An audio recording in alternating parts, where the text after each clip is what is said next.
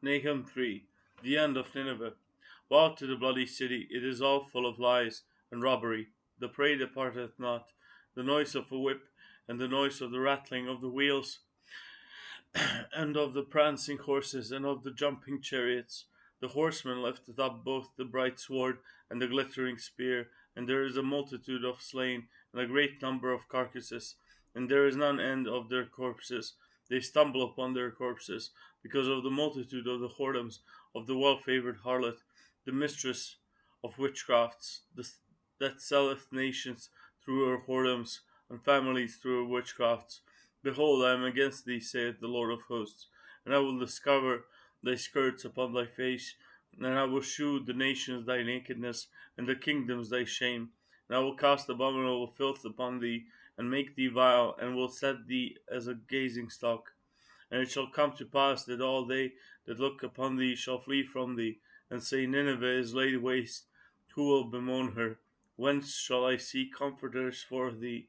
Art thou better than populous snow, that was situate among the rivers, that had the waters round about it, whose rampart was the sea, and her wall was from the sea?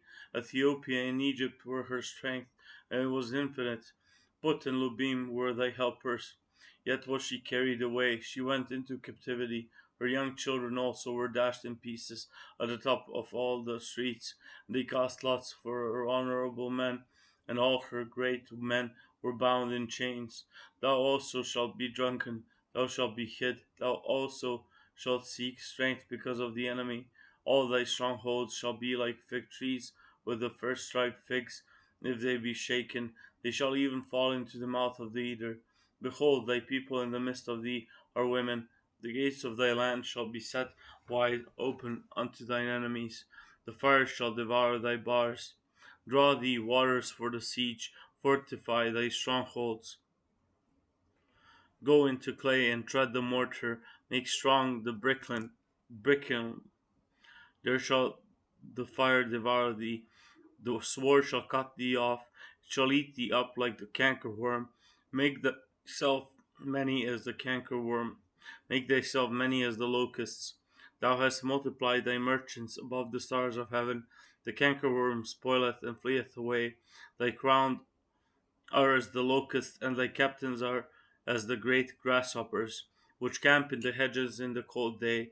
But when the sun ariseth, they flee away, and their place is not known where they are.